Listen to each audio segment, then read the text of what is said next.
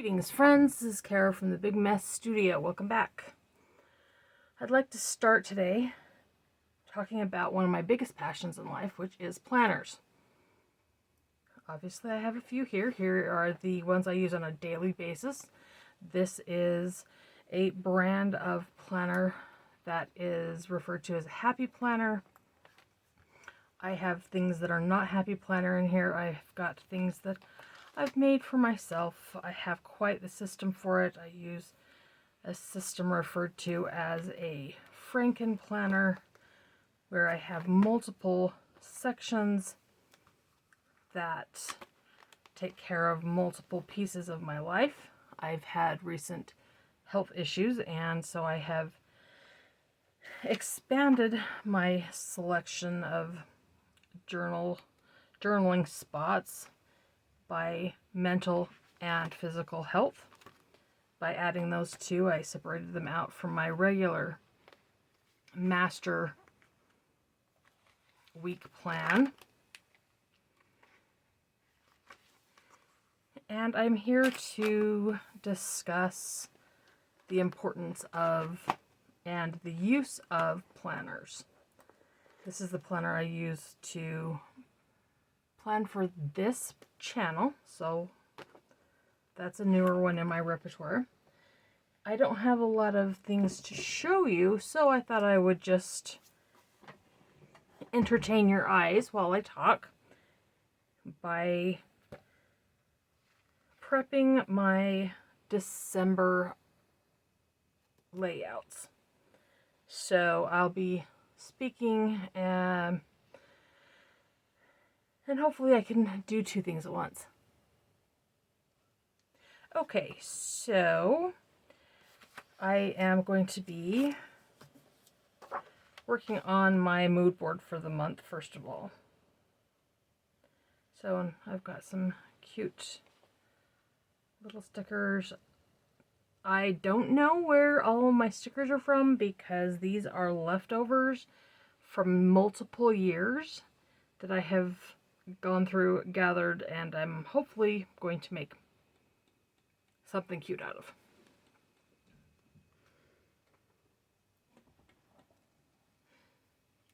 So when it comes to planners, I have a little bit of experience with them.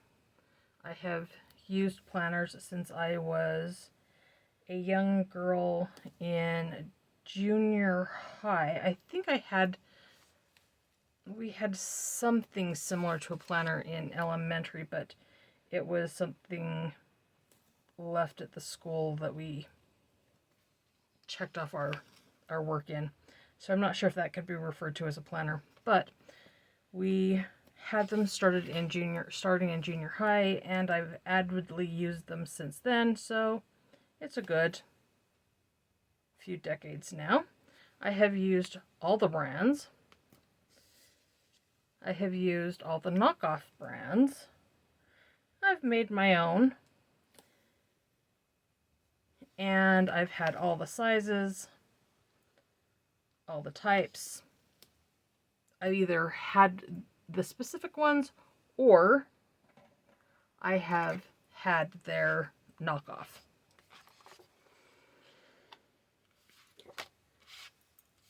The one thing I get asked all the time is, why do you bother with a planner? It's a really good question. Mostly it's because mostly the biggest reason is intentional living. It's kind of a hot button word out there now, but basically what that means is you're living life on purpose. The things you do in life, you do not because other people tell you to do them or someone expects you to go to grandma's for Thanksgiving or those kinds of things, but you choose to do them. It also means you choose to accept the consequences of your actions, but it's easier to face up to things and work through them, in my personal opinion. So this isn't a quick fix. This isn't something that is going to be something that's going to fix everything for you right now. It is a long-term, lifetime project that changes because you change, so it changes, so you change. Like I said, I've used all the planners in all the ways, and honestly, there aren't any correct ways to use one. It's that you use it and that you gain the assistance in living an intentional life from it. So what's your purpose? What's the purpose of a planner? What's your purpose in life? That's what a planner's purpose is to help you find, I guess, but at least define your purpose and help you maintain it. Many of us have, with neurodivergent thought patterns, have a difficult time with executive functioning. I honestly don't know very many people who don't have issues with executive functioning at least once in a while. And this helps towards that. Society is busy and it keeps us distracted, and it is difficult for most people to get everything correct. And it's fickle and it's not necessarily fun, but it doesn't have to be that way.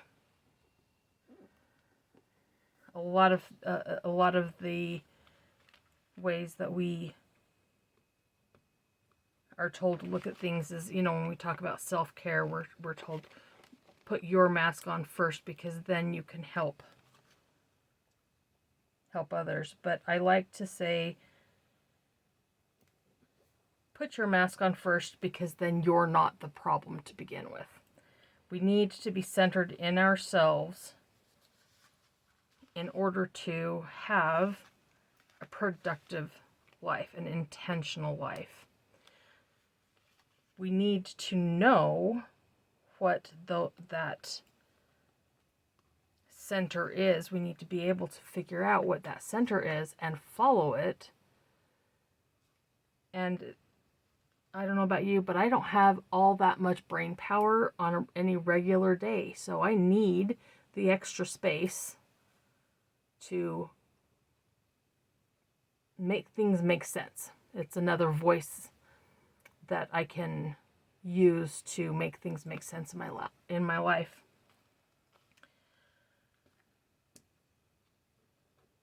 So one of the things that I particularly like using, explaining to people is that this is not a skill that is natural. People say, oh, I just don't know how to plan. I can't use a planner. I can't use a planner. A planner is like a tool. That's like saying I can't use a hammer. Then you practice using the hammer. You find the hammer that fits best for you. You find the hammer that works for what job you're doing. There's many, many, many planners out there. There's types and tips and tricks and productivity hints and styles and formats and so much out there. The most important thing you can do, though, is to actually use your planner. It's meant to change your life, which means you're going to change it, which means it's going to help you change your life, which means you're going to change it, etc., etc., etc. Excuse the cats, they're apparently disagreeing.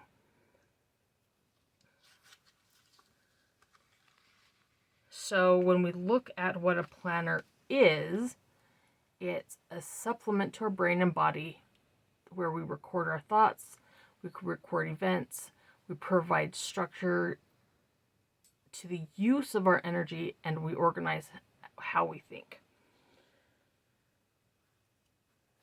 Again, this isn't necessarily easy for people. Some people, I think it comes to more naturally. I love to organize, and I think organizing is one of my best traits, but that's not true for everybody. Which is why I'm trying to share my little bit of knowledge, a little bit of experience, maybe some ideas on how to use a planner to its best effect. Now, like I was saying earlier, this is my planner. This is my process. I'm just doing something, laying down some stickers to, because this is what I like to open my planner to, is I like to have a mood board at the beginning of my planner, so that's what I'm doing here. But that's definitely not something everyone needs to do. None of what I do needs to be what you do. But there are some things that you can do before you even have a planner. In fact, I'm sure many people already have these. They're just not in one particular spot. I love these little penguins. They're just so cute. Anyway, so some of the things you can do before you even have a physical planner, which we'll get into physical planners versus electronic planners in a different video. But some of the things that you can start doing before the beginning of the year, it's the most common to begin begin planning at the beginning of the year, and or at the beginning of a school year. But things you can do before you pick your physical planner for the year, if you haven't done so already, is you can start gathering the information that goes into normally goes into a planner. Now there's a lot of information. The pretty planning that's out there, which I really don't like that term, but when you look up Plan With Me's, they don't, on YouTube, etc., they're not really planning things, they're making it pretty.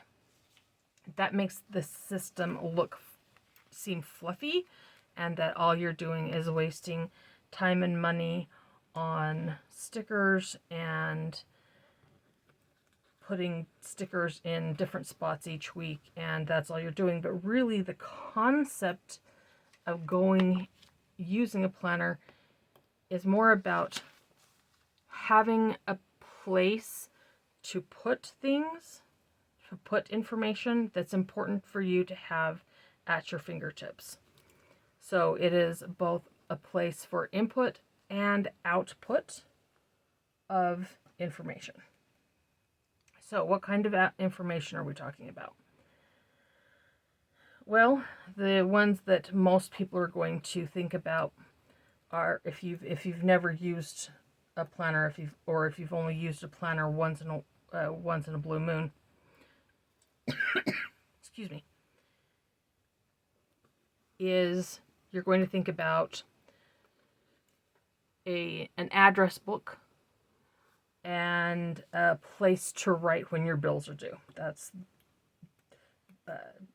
money, financial tracking, and people's birthdays.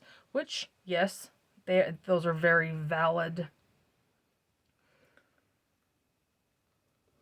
things to put in it, but it is really not the only way to look at the information that's going to go into your planner.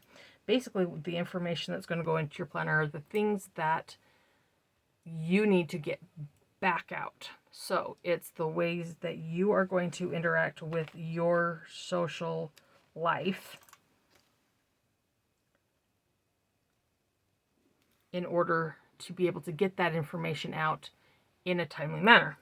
What I mean by that is yes, there's birthdays, but there's also anniversaries, there is contact information, but we have holidays, both ones that we celebrate ourselves, but also other things, whether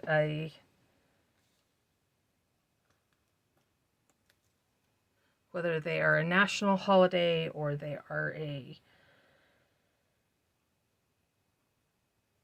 state holiday, family observance, so many of those kinds of things.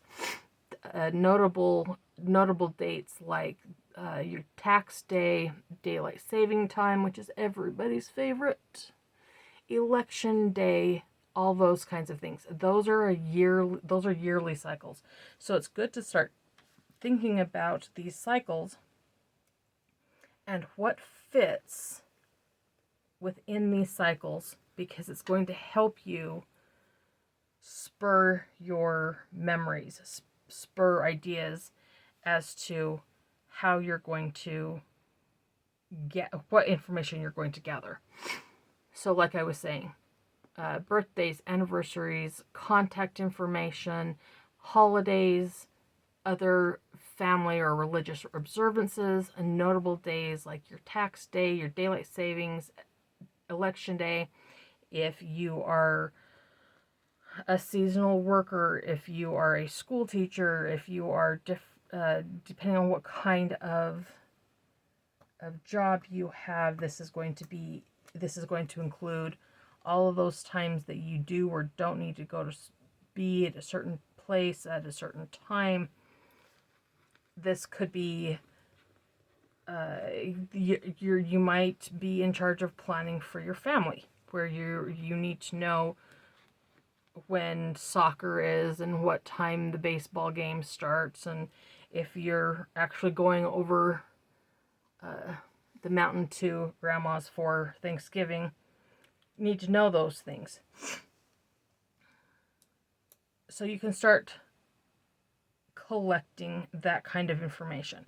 What are your important things, both personally and socially, for every year?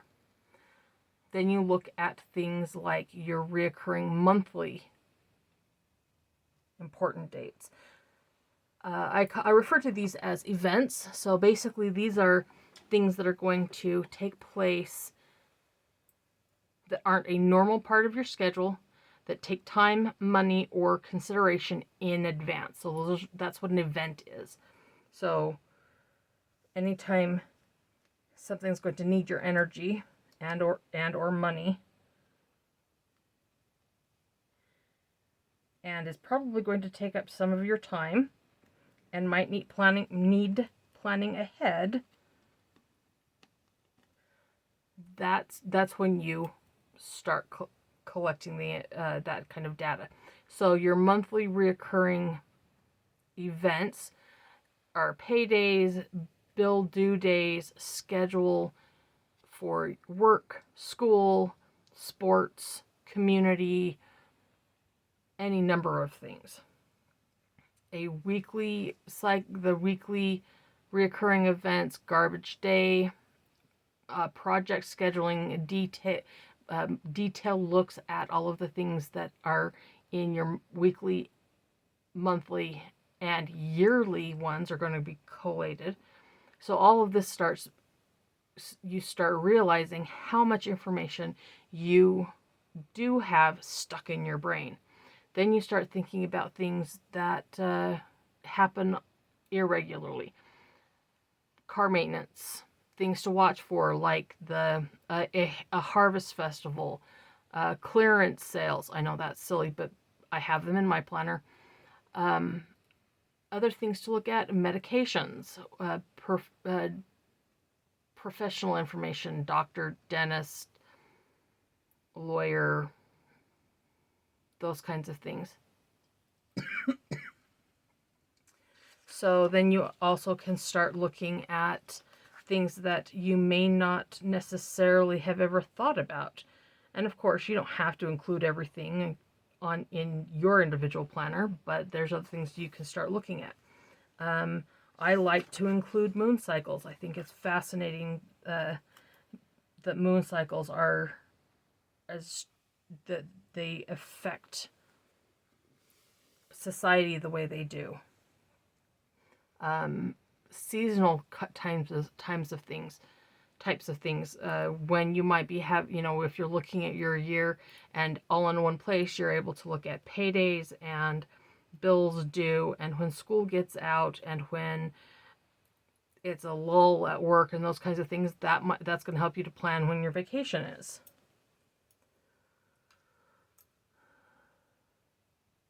So those are the kinds of things, and the reason why I'm discussing that right now is this is the best time of year to start gathering this kind of data, because you are already talking to people in your life that you're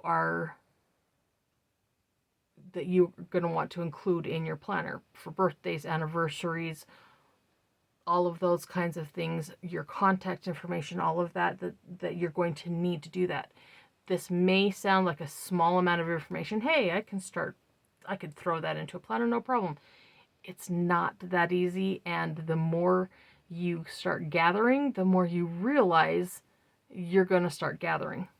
One of the things about this process is you will find that you might think that something is very important, and then throughout the year you don't reference it, and so it really wasn't important after all. That's part of your process. That's part of that planning process I was talking about. It changes as you change. Your expectations will change, and the way you record your information is going to change. Now you can have a lot of these things on what's referred to as a perpetual calendar. That's something that you actually will keep. I will probably keep separate from a yearly daily, weekly planner, because you're going to want to add it to every planner as it comes up. You don't want to have to keep your entire planner. Many people keep all of their planner throughout the year. I don't. As soon as I'm done with collating the information, I actually toss them. I've had quite the reaction when it comes to, you don't keep your planner? What do you do with it? Oh my goodness. It's a tool. It's a fun tool. I don't have the space. I don't have the time. And frankly, I don't want to give it the time the time and space in my brain that it takes to keep every single piece of every single planner. But you may find that is something you like to do once you get into this process. So basically what I'm trying to say is, and I'm saying it poorly, but I've got to get this video made because I've been procrastinating for a month. So basically what we're doing with the planner is we're having a central location to live intentionally, a place where we can go to have all of the information we need at our fingertips in a way that we understand, because it's how we made it. It's a way to gather information about ourselves, for ourselves, and a lot of times it's a hobby. This is a hobby. This process is not required in the planning process, but I sure like it. I think it's adorable. I think it's fun, and that is what helps me come back to my planner over and over, to add stickers, to practice calligraphy, to verify that yes, these are the things I need to do on this particular day. So that is my overview a little rough, but hey, gotta put my foot in the, put myself out there and get this going. So please do give me a review. Let me know if there's other information you're interested in, if I didn't cover any information that you're interested in. I will be getting better as I progress, and hopefully I will be doing another video on Sunday going over types of planners that you can use, give you some ideas of size, scope, processing, those kinds of things. But until then, I will see you later. Thank you.